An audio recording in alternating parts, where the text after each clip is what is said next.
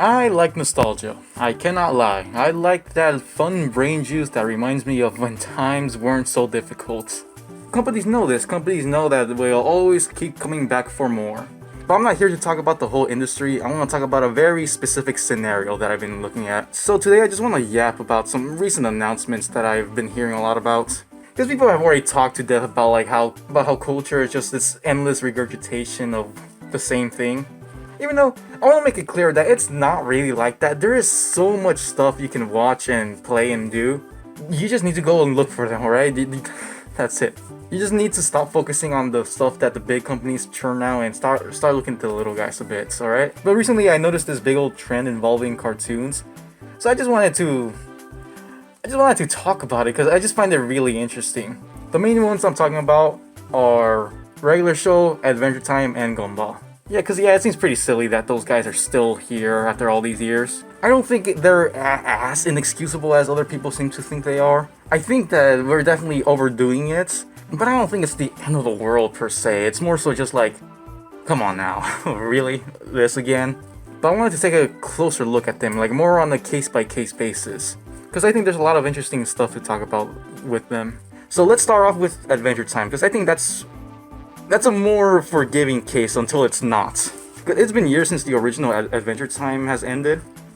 And the thing is, like, some people have already been claiming it's already been milked. But like, I see it more as a continuation. You gotta be f***ing kidding me. So first Adventure Time, because that has a lot going for it. Because the original show ended. Like, it straight up had a finale and everything. But while the show itself ended, the world itself didn't. You know, that kept going.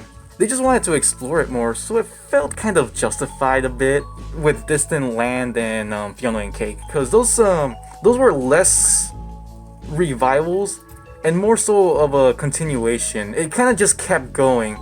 Adventure Time, Distant Lands, Fiona and Cake, yada yada. I mean, it ended in 2018, and then it came back with Distant Lands in 2020. 2 years is quite a bit to move on, but this was before it was overdone, so I think it was fair. Because it's not like they were just rehashing the same thing. They were trying different things throughout these 3 different, I guess, series or seasons or whatever. But then, recently, as of right now, they announced another Adventure Time spin-off. And this one's a little more like, why? What the hell are we doing? It feels like someone looked at, a massive spoiler alert, by the way, like huge spoilers. I'm talking, like, if you haven't caught up to Adventure Time, you have been warned, alright? 3, 2, 1. It feels like someone looked at Adventure Time and it was like, well, we pretty much killed off our 2 main characters from the original show. Like, they're gone now, there's no bringing them back. Now what? Let's bring them back! So yeah, they're doing like another prequel series, focusing on more... Like, they were already pretty young. Finn was like 12. Now they're doing another show where he's even younger. It's crazy. So that's a bit like, really? These guys, we can move. Let's move on from them, no? Like, is it really necessary? I don't know. Maybe it'll be good. Like, is it really necessary to like find out what they were doing before we already knew what they were doing? Yeah, it's whatever. They were already having a good run with sequel series, but this new show, it feels like they reverted to the desperation, to like, oh god, what do we do? Because I know Fiona and Cake Season 2 wasn't received very well. I don't think that really had that big of a hand in this decision, but it just feels like they finally pulled the pin, like, okay, break the emergency glass, let's bring out a prequel series. Yeah, I don't know. That's how I feel anyway. Alright, moving on to Gumball. Now this guy, I think compared to all the other ones, I think Gumball is the most justified in being brought back. It doesn't really feel like they're bringing back a show that ended, more so like they were bringing back a show that died. You know what I mean? The original Adventure Time ended on a cliffhanger, like it was setting up for the movie. And in that movie, like, that's a whole other story, like that's a big scandal. It was like killed, then brought back, then killed again. So eventually, I think they were just like, alright, forget it, we're moving on from this, like, it's a lost cause, let's just move on with our lives. So then the new series, the Wonderfully Weird World of Gumball, is more so, it's like, just kind of more Gumball, like, yeah. It's like we never left or something, like, they kind of acknowledge it a bit. But yeah, I feel like it's fair, like, it was dealt a bad hand, and it's just doing what it can. Like, what else was there for them to do if they can't get their freaking movie? Wonderfully Weird World, it's good. I like it very much. It definitely feels a little bit different, but it's Gumball, you know? I don't think that's a case of, okay, let's bring out All Reliable. It's more so of them just picking up where they left off. And then there's Regular Show, and that one feels gratuitous. That show ended. There was this whole big final season, big old lead up to a final battle. It ended, it had a nice little time skip ending. That was definitive, like, yes, we are done here. I know there was some comics, but, like, for the most part, yes, we are absolutely done here. Like, there's nothing else for us to say here. Anyway, let's go back and say more stuff. The thing about Lost Tapes is that it feels the most... How do I say it? It feels like the most business decision out of all of them. Like, this was more so of a case of, hey, why don't we bring these guys back? People like them. Let's do some more episodes with them. Everyone seems happy. Like, it's a good show. Everyone seems happy to be there. They're taking it in stride, frolicking through the motions and all that. But like, if the people upstairs really cared about this project, about Regular Show, then they would have given a bit more budget to the animation. Like, it's not horrendous, don't get me wrong. They were doing their best with what they had, but it's very blatant. This was definitely just a case of someone wanting more money, and people just went along with it because they like Regular Show. The creators, I mean.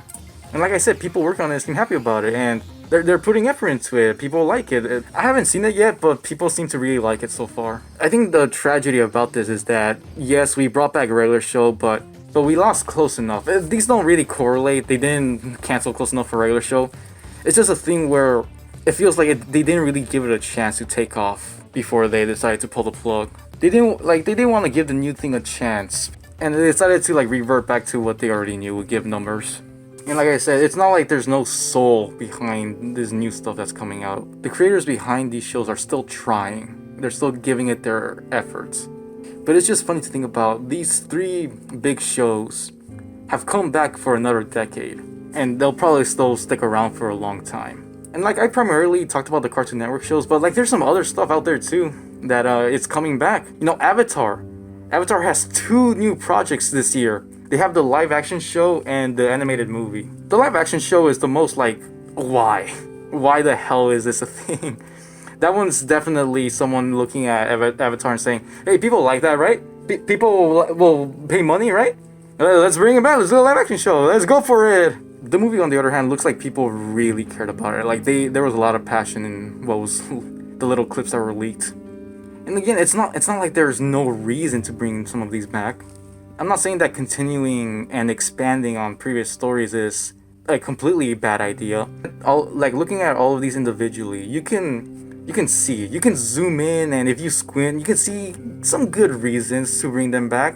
But taking a step back and zooming out and looking at it from a wider perspective, like looking at a wall, it really does feel like we just can't move on. Like, we need to keep reliving the glory days.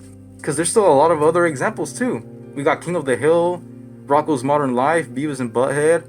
Hey Arnold almost came back before that crashed and burned. Like, what's next? Like, what else are they gonna bring back? So like, is that it? Is that all that's left for us? Are we just gonna keep reheating the same thing over and over again? Will we never have another cartoon renaissance? No. Like, this is definitely an in-the-moment video that I'm making. Like, hopefully it ages terribly in like a year or so. Because like I said before, these are definitely not the only things you can watch right now.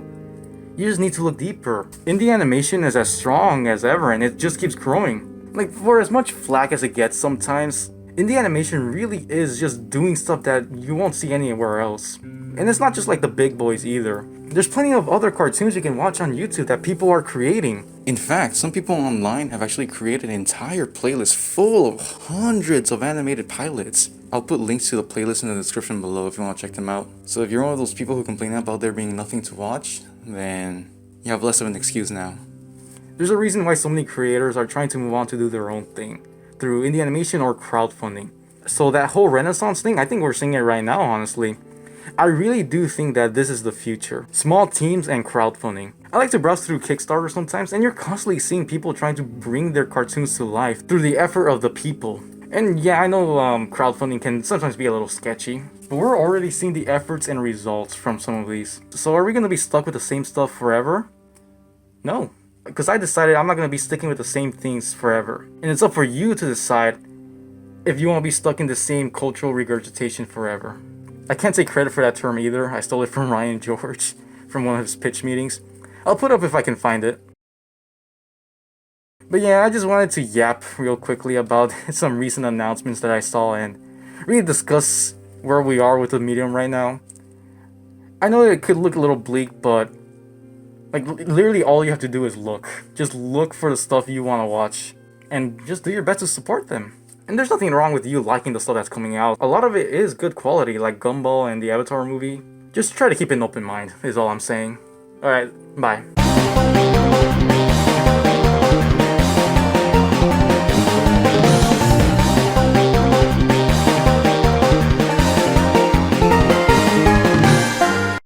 They've been making this much noise since morning. And I've been waiting so long to start recording stuff. And they're just making more noise now. They start using a what's that called? A jackhammer?